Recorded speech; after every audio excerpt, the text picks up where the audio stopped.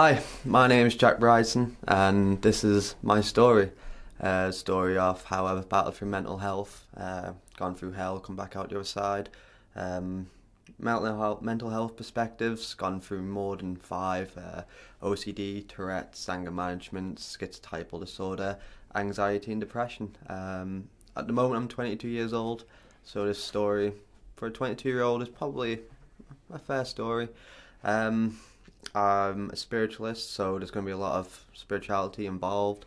I have had many experiences, probably way over 500, with touch, sense, feel, sight, and just anything and all of the above. So here it is. We'll see how we do. Right, so back to the very start. 25th February around 2 p.m. in the afternoon, 1996 was the date I was born, and first 2 to 3 years, I don't think anyone quite remember much of their life, me included.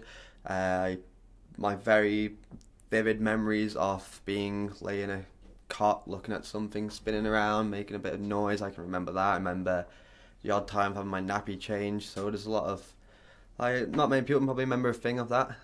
I do. I remember my first walk. Maybe not my very first, but I remember the first couple of times I was walking. I remember just being happy about it. I can remember the emotions, so it's pretty deep. But let's go to my first memory. Probably it's a good place to start anyway. So first memory that I can remember, great nana's house. It was in Spring Valley, and I was playing on the stairs with my toy cars and maybe a few action men figures, and there was a point on the stairs, so you go up the stairs and then you go that way, and then there's the rooms. There was one either side, there was the toilet and my nan's room, and there's a spare bed that's in front of it, spare bedroom, sorry. And a man just walked from my great nan's room to the toilet. At the age, I'm oblivious to who's in the house. I'm just there. Again, I watched what I played with, whatever toys I had there. So anything else going in the house, I didn't really have a care. I was only 3 years old, going maybe 3.5. The man, he was wearing a top hat, big long black coat. Everything was black, trousers, a shirt, black shoes, socks if they were visible. And that was like, it's just as simple as that, and basically that's where it all started. So from that one vision is where my life escalated. It was definitely a spirit. It even went further back than that. My first ever experience, I don't remember. I was that young. I was in my mum's bedroom, in my mum's bed. I was sleeping next to her. My dad weren't home. He must have been, I don't know, out. Might have been a Saturday night. It could have been at a pub. And I said to my mum, "Can you hear that man talking?" And she just said, "No, it's just probably people outside." I said to her, "No, there's a man, he's talking to me." She said, "What's the man saying?" And I said to my mum that the man said, "Do you know that I can see you?" And I said that to my mum. My mum got a bit scared. I said to her, "Turn around, the man's there." And she's like, "Nope, no, I'm not doing that." So she was like, it's out with people outside." But I was convinced that no, there was a man there. So when I put one and one together, I believe maybe the man I saw from my first vivid experience was the same man who walked through from one room to the other in my great nan's house. Moving on, going into primary school, I just straight away just did not like it at all. I don't know why. Now, with being who I am, I've just never liked the education system. I think it's all wrong. So I think maybe subconsciously back then I already knew what I was going to be thinking now. So that's how I'm putting them two together. It just makes sense to me because I hated the place. I hated everything about it. How there was structure, how I had to do what I was told when I was told, I had to eat when I was told to eat.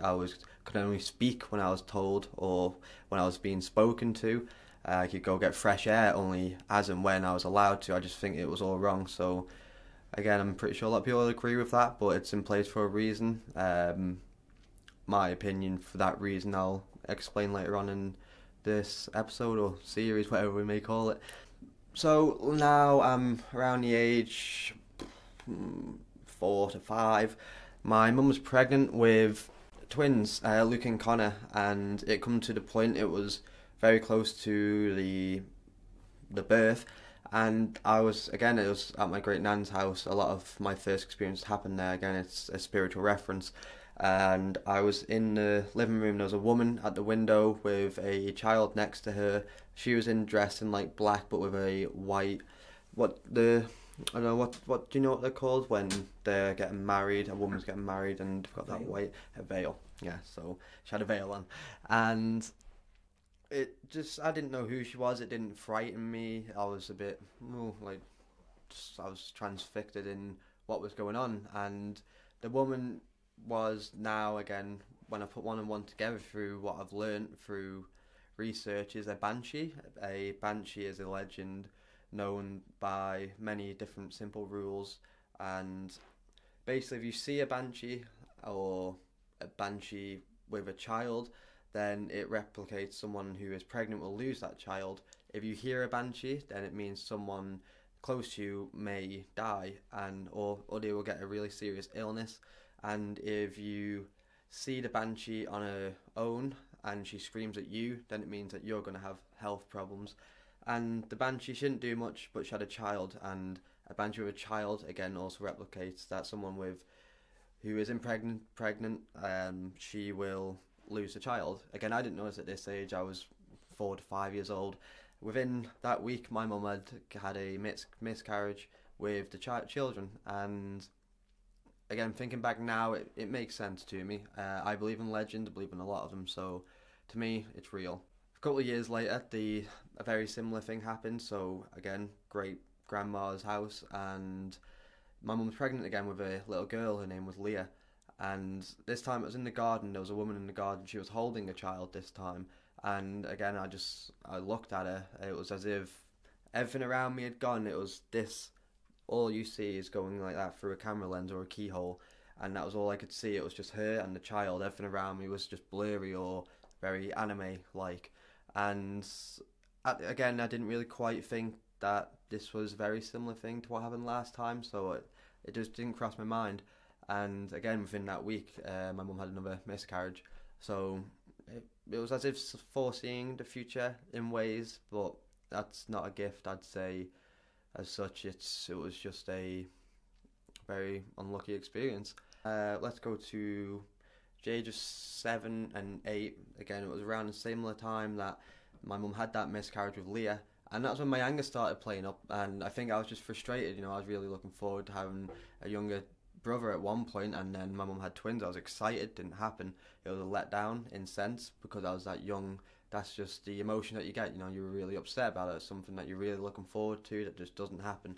And the same thing happened again. So I think I was really upset about it. I started playing up in school. I just wasn't really getting help for it. But at that age, you're just a troublemaker to someone who just doesn't get on with it. But then it got very serious. I was throwing things at teachers. Went to CAMS, as they call it, and I was diagnosed with anger management and ADHD, but I don't know many people that aren't diagnosed with them symptoms. So to my parents, it was a big thing. They were worried I was acting up at home. I was getting very aggressive, not towards them, just in character, and I just wasn't having a good time. I didn't get the help for it. I started seeing a lot more things at this point, visually more than touch, and it was happening in my own home, so it weren't happening at my great nana's house. It was more to the point now I was creating an imaginary friend, and it was because I felt I needed one. I didn't really have any friends. I couldn't tell you why. I just wasn't involved with the groups of children in the schools. I just weren't accepted, maybe.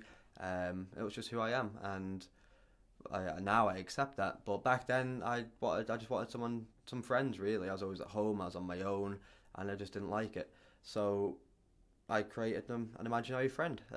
Again, most children probably have similar experiences. Maybe they remember it, maybe they don't. And again, this is now where it really escalated. This is where problems started to kick in a bit more, because this person, it was a friend of mine.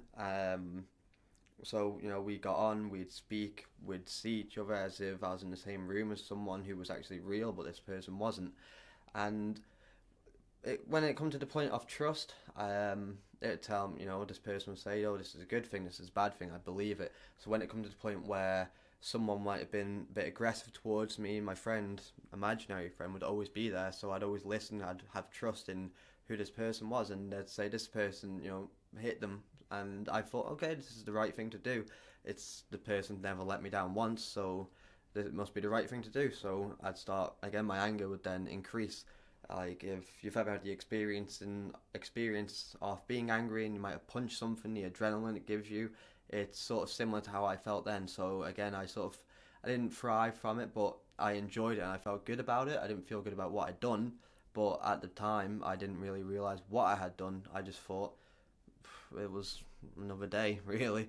I hit someone and I didn't really think much twice about it, but now when I think about it, if I did, then I would have known it was wrong, but I thought, no, this isn't the wrong thing to do. This person's being very angry against me, they're not being very nice to me, so maybe punching him was the right thing to do. Obviously, it turns out it didn't. I got in trouble. I got told to go home, so I went home. My mum weren't happy. She cried. I got upset. And then I realised, actually, what this friend of mine told me to do wasn't right. But again, trust rebuilt. I was young, I was naive, and again, we become best friends again.